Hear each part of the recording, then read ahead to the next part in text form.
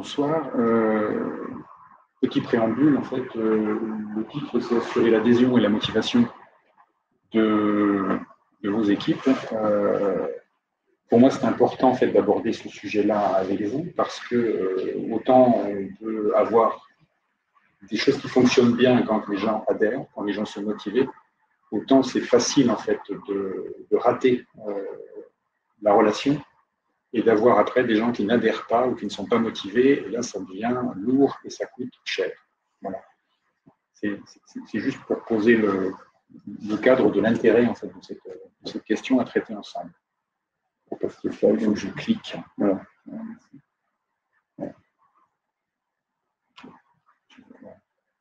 Ok. Donc, en guise de présentation, en fait, moi je travaille dans un cabinet qui s'appelle Des Ressources et des Hommes, qui est installé à Reims depuis 20 ans maintenant. Et ça fait 25 ans en fait, que je suis employeur. Donc, Des Ressources et des Hommes, c'est quoi? C'est un cabinet qui accompagne donc, les organisations, les salariés et les employeurs pour aller vers des choses qui vont mieux. La plupart du temps, c'est quand ça commence par aller mal, qu'on fait appel à nous. Donc, on va travailler sur la formation donc, du manager, mais aussi la formation du salarié sur toutes les thématiques qui tournent autour de l'excellence relationnelle. On a des prestations en fait, qui sont autour de l'accompagnement des mobilités. Donc là, c'est quand un salarié doit partir d'une entreprise et qu'on voudrait que ça se passe bien. Donc, on n'a pas envie en fait, d'un prud'homme, on a envie de négocier en fait, le départ. Pour l'employeur, ça peut être intéressant, en fait, surtout quand on a travaillé longtemps ensemble et qu'on s'est bien apprécié. Pour quelque raison que ce soit, on a envie de se quitter, on n'a plus envie de travailler ensemble. C'est une jolie manière en fait, de se dire au revoir. Les prestations de placement, ça permet d'éviter en fait, les services de Pôle emploi qui n'ont pas tout à fait les 5 étoiles dont on parlait tout à l'heure. L'accompagnement des mutations dans les organisations, c'est quand on a un projet dans une entreprise, un projet de fusion avec une autre entreprise. On peut avoir deux cultures organisationnelles en fait, qui sont difficilement compatibles. Quand on a une succession avec un dirigeant qui s'en va et un nouveau qui arrive, c'est des styles différents, c'est des manières de travailler. Des fois, il y a des incompréhensions qui peuvent faire naître de grosses difficultés. Et là, l'idée, en fait, c'est d'être dans l'accompagnement de la dynamique RH. La plupart du temps, en fait, les questions de fusion, les questions de succession, elles sont traitées de manière très pointue par les services de comptabilité, par les services juridiques. Mais sur l'aspect humain, on a toujours tendance à dire « ça va aller comme je te pousse ». Et c'est souvent à cet endroit-là que ça coince. Voilà.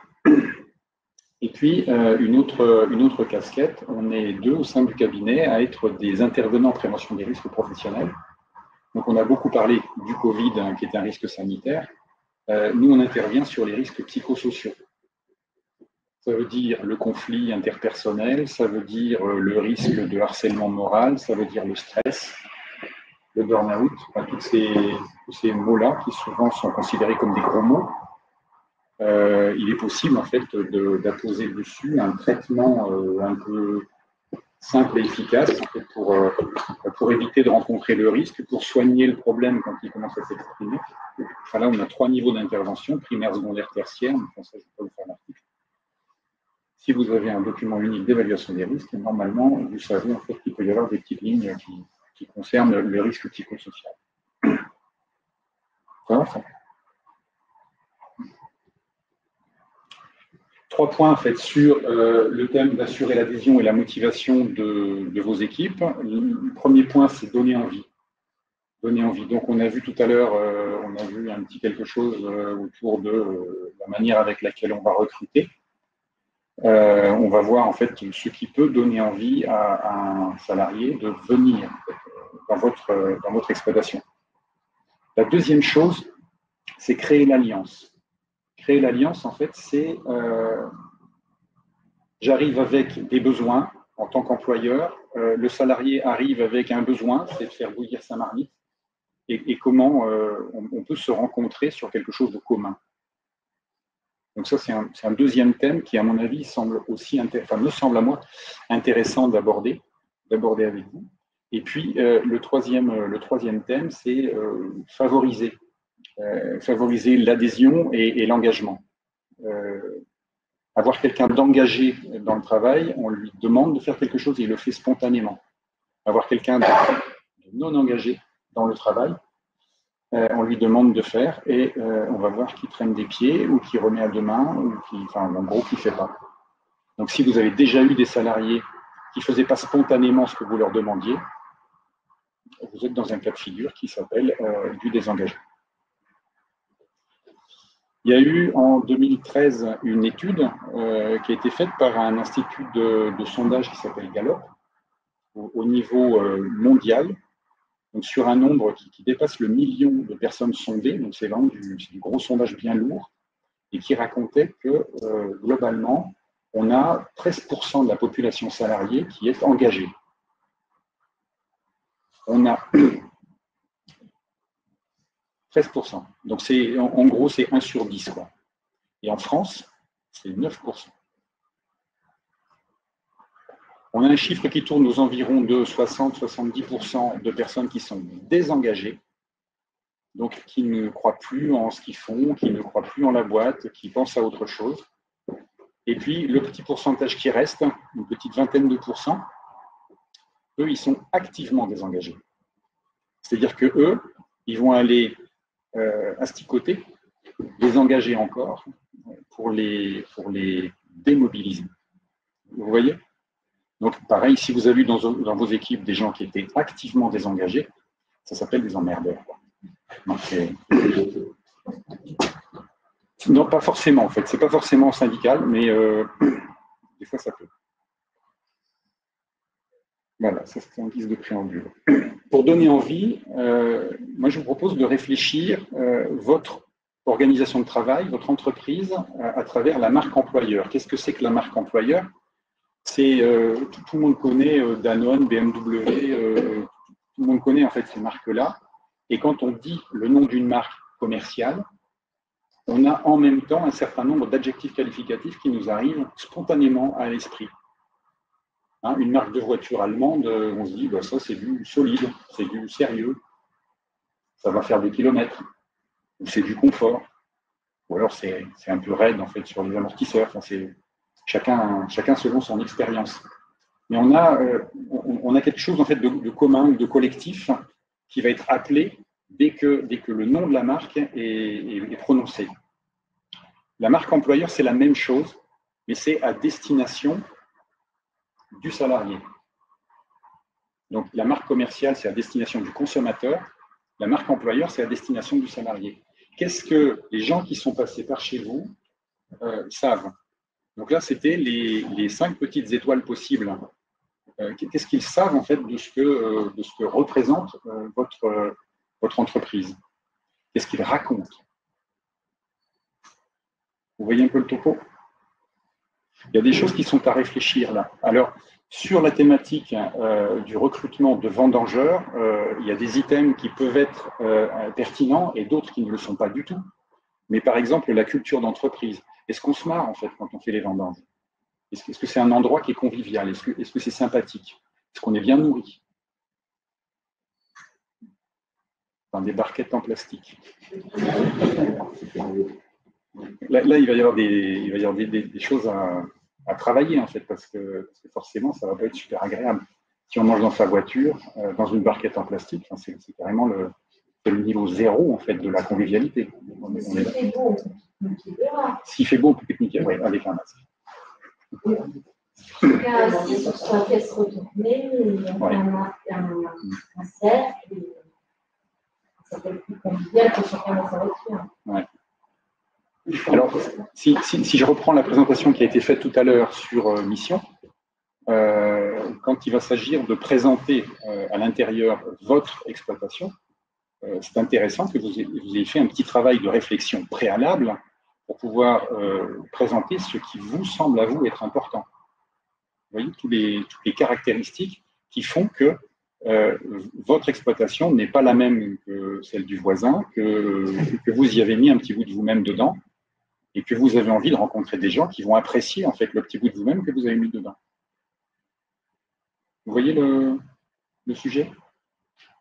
Alors, quand on a des salariés, non pas en fait des précaires qui viennent de manière saisonnière, mais quand on a des salariés réguliers, il y a d'autres sujets, en fait, comme par exemple les avantages sociaux, le plan de carrière, les possibilités d'évolution, l'enrichissement des tâches. Enfin, il y a tout un tas de sujets possibles qui vont rendre le travail attrayant.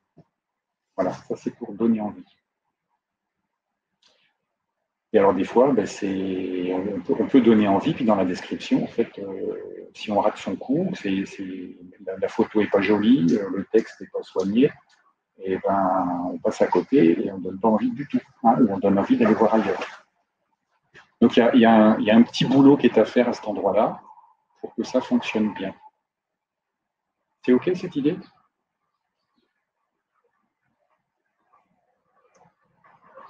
Le deuxième point, qui pour moi est important aussi, c'est de créer l'alliance. Alors ça repose en fait sur un principe qui est de réhumaniser la relation employeur-employé.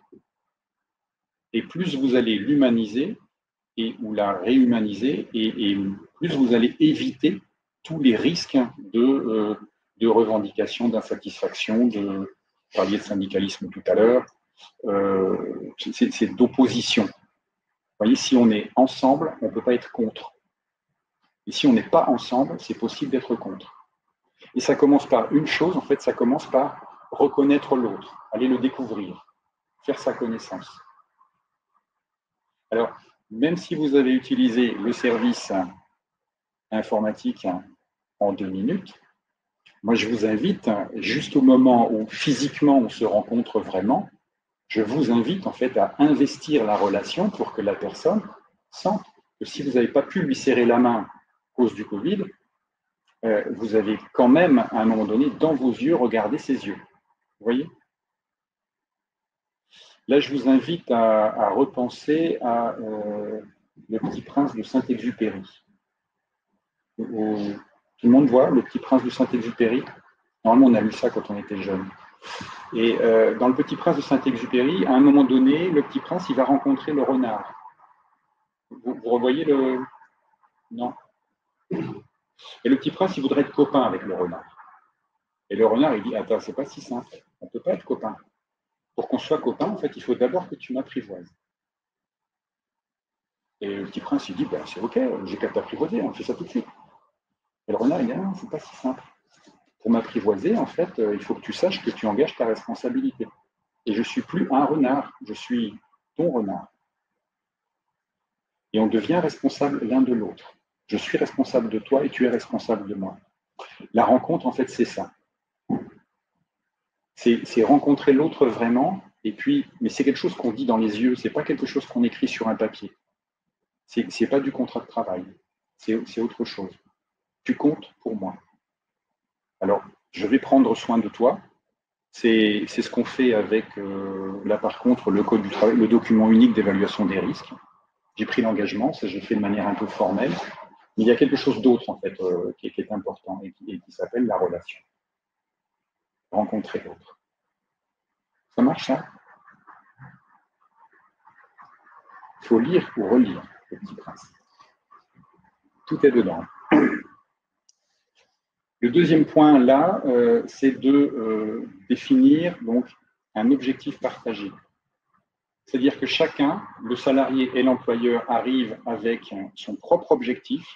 Hein, en tant que vigneron, vous avez sans doute en fait du raisin à couper, à mettre dans les caisses et à amener au pressoir. Ça, c'est votre objectif, que je sois fait en temps et en heure. Le salarié, lui, il a un autre objectif. Et de quelle façon ces deux objectifs vont pouvoir se rencontrer pour devenir quelque chose de commun? C'est à vous de trouver. Mais ça nécessite de se poser la question. Si on ne se pose pas cette question-là, on n'a pas l'idée que l'autre sert un objectif qui lui est propre. Et donc, je ne vais pas comprendre ses réactions. Je vais trouver que c'est inapproprié. Je vais avoir envie de le juger. Et si je fais ça, en fait, je perds le lien. Vous saisissez? Et je ne peux pas lui demander de s'intéresser à mon objectif si je n'ai pas commencé par m'intéresser à son objectif. On a une réciprocité, et dans les systèmes humains, quand on a une réciprocité comme ça, c'est toujours le plus souple qui pilote. Donc si je veux que l'autre vienne vers moi, je commence par aller vers lui. Ça, c'est une loi de la nature humaine. Ça marche, ça? Et à chaque fois que vous ne l'aurez pas fait, eh bien, vous pourrez vérifier combien ça ne marche pas. C'est tout simple. Hein. Je ne sais pas si vous avez déjà des expériences douloureuses dans la gestion de la relation avec des gens qui sont un peu durs à cuire. Si, quand même, c'est un petit souvenir. Et bien souvent, ça se règle en fait quand je prends sur moi de faire l'effort d'aller vers l'autre. Et une fois qu'on a un objectif partagé et qu'on s'est rencontré dans les yeux, dans le regard, l'idée c'est de rester à l'écoute. Rester à l'écoute, en fait, ça veut dire capter tous les petits signaux faibles que l'autre va m'envoyer, qui vont me dire une détresse, un désespoir, une incompréhension, une difficulté à quelque chose. Et si je suis à accueillir ça très vite, en fait, je deviens celui qui soulage. Et si je deviens celui qui soulage, il n'y a aucune raison en fait, pour qu'on me fasse du mal, qu'on me contrarie, au contraire. Le mot management, il vient de la racine manoir, maison, maman. C'est tout la même chose en fait. C'est une fonction maternelle, les managers. Alors, souvent, c'est des mecs, hein, les managers. C'est la fonction de maman en fait qui est intéressante. Et dans cette fonction-là, en fait, on a le prendre soin de l'autre, prendre soin à l'écoute. Une maman, ça fait quoi, en fait? Ça voit revenir les enfants de l'école et puis ça va avoir des petits yeux qui regardent tout ce qui va bien. Hein. C'est dans le sourire, dans le regard, dans la présence ou dans l'absence, en fait, dans les idées qui s'envolent. On sait de quoi l'autre a besoin. Et donc, plus vous êtes attentif à tous ces facteurs-là, plus vous êtes présent, plus vous obligez votre interlocuteur. Et derrière, vous avez tout ce qui va bien. Ça marche? Vous attendiez pas ça. Non, c'est très intéressant. Pour information, en fait, moi, quand j'interviens, c'est souvent sur des situations de conflit. Et dans les situations de conflit, alors jusqu'à quand la plainte est sur le bureau du procureur, hein, c'est des conflits à régler, des fois c'est jusqu'à ce niveau-là. Et ça peut se régler en moins de 5 heures. Et c'est toujours de cette façon-là. En créant le lien, en allant rencontrer l'autre, en étant dans l'alliance et dans l'objectif partagé, on s'aperçoit que tous les conflits peuvent être apaisés. Enfin, presque tous. Il y a ceux qui ont été jusqu'à la Kalachnikov. Ceux-là, je ne sais pas, je n'ai jamais fait. Mais des choses plutôt graves, oui, c'est possible aussi. Et après, donc, favoriser l'engagement, favoriser la motivation, ça répond à un certain nombre de règles. Alors, j'avais le choix, en fait, sur ce thème-là, j'avais le choix d'une foultitude de théories ou de références. J'en ai choisi une. J'ai choisi en fait Herzberg qui propose une théorie qui s'appelle bifactorielle. On va faire doucement, hein. Je vais vous expliquer. La théorie bifactorielle de Herzberg, ça vient d'une première idée. C'est que satisfaction et insatisfaction ne sont pas du même registre. La satisfaction, ce n'est pas le contraire de l'insatisfaction. Il va y avoir un petit moment de flottement, là, vous allez voir, mais juste après, ça devient limpide. Promis. Quand on est insatisfait de quelque chose, c'est qu'on n'aime pas ce qui nous arrive. On n'aime pas bien. Et on voudrait, en fait, ne plus être insatisfait. Le contraire de insatisfait, c'est pas insatisfait. C'est non insatisfait. Et satisfait, c'est que tout ce qui m'arrive, je l'aime bien, ça me fait plaisir, ça me donne envie, c'est motivant. Et donc, le contraire de satisfait, c'est non satisfait. Je suis satisfait ou je ne suis pas satisfait. Et donc, Herzberg, quand il a commencé à réfléchir les choses de cette façon-là, il a apporté un petit concept un peu révolutionnaire en psychologie du travail. Et ce qu'il a apporté, qui est à mon sens super intéressant, c'est qu'il a décrit deux types de facteurs. Les facteurs donc, de non-insatisfaction, qu'il a appelés les facteurs d'hygiène, et les facteurs de satisfaction, qu'il a appelés, lui, les facteurs de motivation. Donc, facteurs d'hygiène et facteurs de motivation. Et là, ça va nous exploser un petit peu les idées reçues. Dans les facteurs d'hygiène, on va retrouver tout ce qui peut me rendre insatisfait ou non insatisfait, selon que le facteur il va dans le bon sens ou pas. Dans ces facteurs-là, on a la politique générale de l'entreprise, enfin comment on voit que l'entreprise est conduite ou gérée. Donc là, ce n'est pas forcément pour le vendangeur, parce que lui, en 10 jours, il n'a pas forcément le temps de voir tout ça. Hein, mais c'est pour les autres salariés. La relation avec le supérieur hiérarchique. Globalement, tous ces points-là, donc ils sont sur la colonne de gauche. Ça dépend de quel côté je regarde le dos. Sur cette colonne de gauche, hein, tous les facteurs, quand ils sont présents, c'est normal. C'est-à-dire que ça doit être comme ça dans une situation de travail. C'est normal d'avoir une bonne relation avec son chef, qu'on se parle correctement. C'est normal d'avoir une direction d'entreprise qui fait les bons choix. C'est normal d'avoir des conditions de travail qui sont acceptables. C'est même tellement normal en fait que le Code du travail l'a normalisé. Et le médecin du travail vient vérifier quand il vient. C'est normal en fait d'avoir une rémunération à la hauteur du travail qu'on a fourni. Et si jamais on était moins payé que la moyenne nationale, ou moins payé en fait que le collègue d'à côté, ce serait pas normal. Payer les hommes et les femmes pas pareil, c'est normalement pas normal. Mais c'est fait souvent. La relation avec les collègues et les subordonnés, en fait, c'est normal d'avoir des relations cordiales. Et si jamais ce n'était pas le cas, ce serait pas normal. C'est tout le temps cette façon-là. Et ça, ce sont les facteurs d'hygiène. C'est normal d'avoir la sécurité de l'emploi aussi. Alors, sauf quand on est saisonnier, bien sûr, mais là, ça fait partie du jeu. Et c'est normal d'avoir une vie professionnelle qui s'articule intelligemment avec la vie familiale, enfin la vie privée. Maintenant, on a les facteurs de motivation. Dans les facteurs de motivation, on va retrouver, c'est le petit plus de la vie qui rend les choses très agréables, qui donne envie, qui permettent de trouver le sens de ce qu'on fait. Et dans les facteurs, on retrouve l'accomplissement de soi.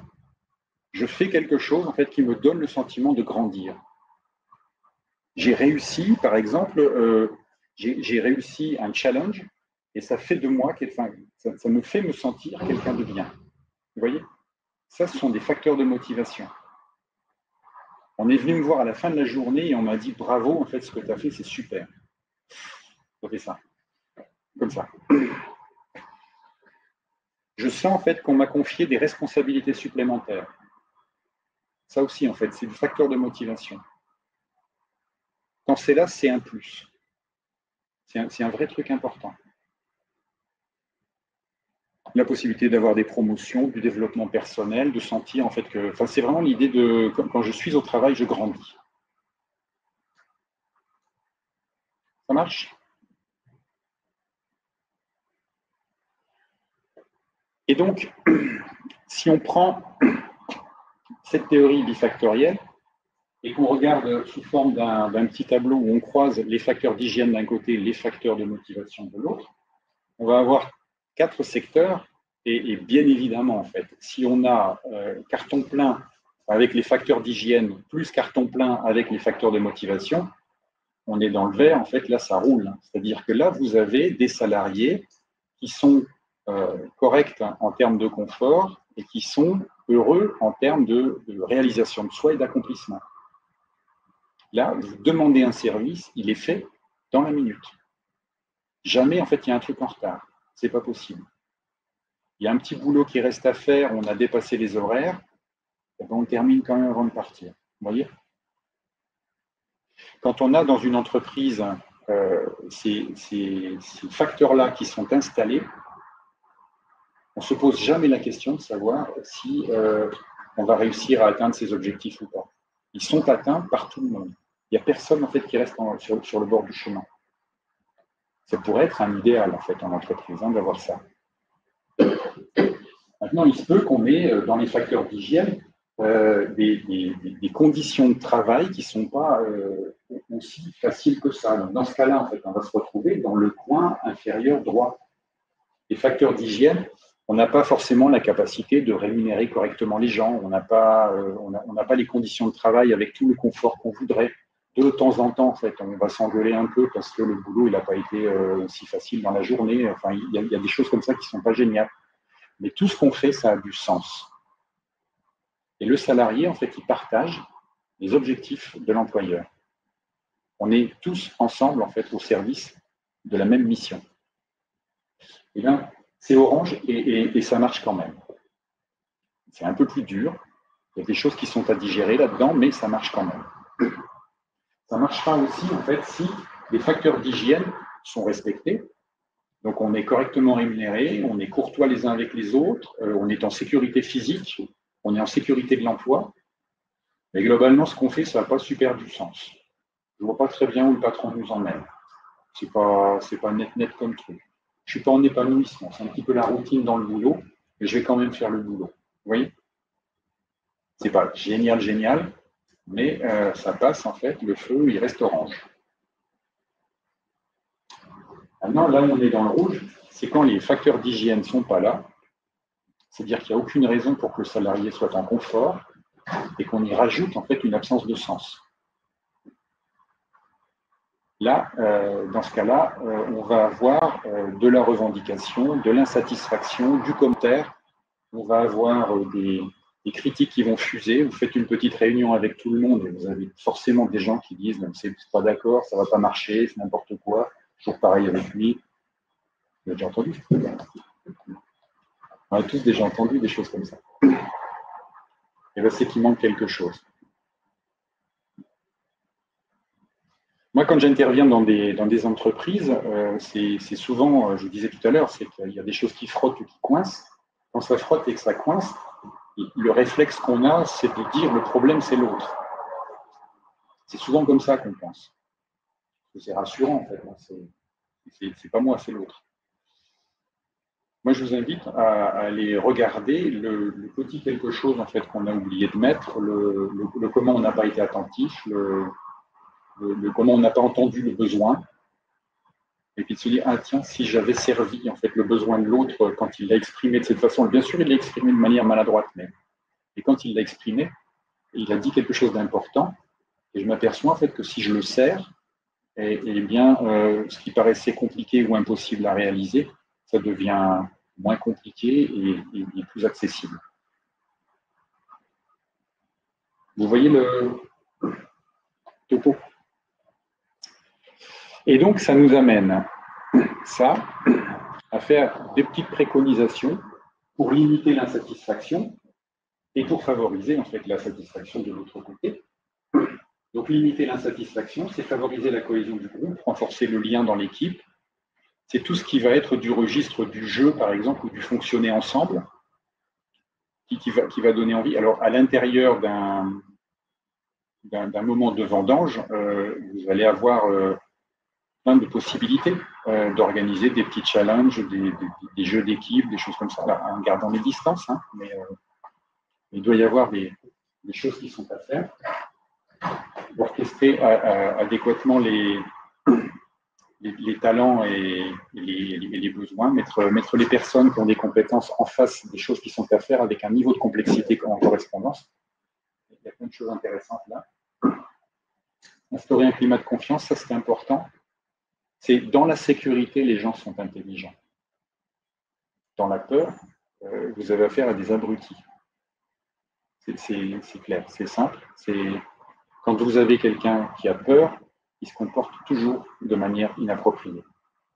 Donc, quand vous êtes en face de quelqu'un qui se comporte de manière inappropriée, plutôt que de chercher à le sanctionner et donc à monter encore la peur, je vous invite à vous ouvrir une petite fenêtre. Ça ne veut pas dire qu'il faut systématiquement éviter la notion de sanction. Ça peut être important de la sortir de temps en temps, mais offrez-vous en fait la possibilité de questionner la peur de l'autre et apporter en fait une réponse et une sécurisation, et vous apercevez que la personne revient à l'endroit. Et dans les facteurs de satisfaction, l'autonomie, la prise de décision, la responsabilité, les objectifs SMART, ça vous savez, vous connaissez? Non. Un objectif SMART, en fait, c'est spécifique. C'est-à-dire quand on demande quelque chose, on demande quelque chose de précis, il faut vraiment que ce soit spécifique. Si c'est globalement débrouille-toi, il faudrait que ça marche, c'est tout sauf spécifique. Hein, donc, M, ça veut dire mesurable, c'est-à-dire qu'on est capable de dire exactement à quel niveau on saura qu'on est satisfait du résultat. Donc ça se mesure. Le A, c'est atteignable. Si vous fixez un objectif qui n'est pas atteignable, ça ne marche pas. Le R, c'est réaliste. Il faut que ce soit bien cohérent. Et le T, en fait, c'est limité dans le temps. Temporellement, en fait, il faut que ce soit bien encadré. Donc ça, c'est les critères qui font que vous définissez un objectif qui tient la route. Et si votre objectif il est mal formulé, il y a de grandes chances en fait, pour qu'il ne soit jamais atteint. Ou qu'on ne peut pas l'évaluer à la fin. Donc il n'y aura pas de reconnaissance. Vous voyez? Plus c'est bien cadré, plus ça apporte à tout le monde. Vous, ça vous met en sécurité. Et le salarié, en fait, lui, ça le met en sécurité aussi. Et il aura accès à de la reconnaissance. Donc, valoriser après, offrir des opportunités d'évolution, ça c'est pas pour les vendangeurs, mais c'est pour les autres. Développer les talents et les compétences, sentir qu'on a grandi. C'est ça. Ça marche? Ben voilà. Je ne sais pas s'il y a des réactions. Quelle année? Herzberg. Herzberg, en fait, il est mort en 2000. Donc, c'est de la fin du 20e. Moi, je mettrais ça dans les années 90. Avant qu'il soit gâteux. Il a été un peu bousculé parce qu'il était bousculant. Donc, les gens, les recherches en psychologie ont été dans le sens de discréditer en fait sa façon de penser. Moi, j'ai l'impression en fait qu'il apporte quelque chose d'important. C'est ça que j'avais envie de partager avec vous. Des questions? Des réactions? Vous vous en foutez? Non, c'est très bien. C'est très bien. Après, c'est vrai que ça met un peu plus de hauteur. Ça met un peu plus de hauteur et c'est difficile de revenir sur des questions plus terre à terre de comment ça s'est passé moi personnellement. En plus, c'est des sujets assez personnels. La relation avec son salarié, même si c'est des vendangeurs qu'on ne voit que 3 mois, des fois ils viennent plusieurs années de suite. Donc on a envie de les conserver, garder cette relation. Donc, je pense que ça peut nourrir vos réflexions pour faciliter demain vos prochaines. Et on peut faire un parallèle aussi par rapport à la relation avec ses clients. On reçoit ses clients, on même s'intéresser à l'autre. Voilà, et pourquoi est-ce qu'ils reviennent chaque année ou à chaque visite? Pourquoi chez moi et pas chez le voisin? Peut-être parce qu'il y a ce petit supplément d'âme et cet intérêt qu'on porte à l'autre et qu'on se souvienne de son dernier passage, du chien, du prénom du gosse qui a fait sa communion, je ne sais pas quoi.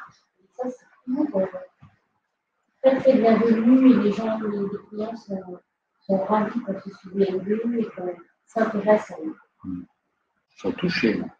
Oui, ils sont touchés, mais parfois ils nous embrassent, alors pas en ce moment, mais parfois ils viennent avec des chocolats, des petits cadeaux parce qu'ils sont touchés.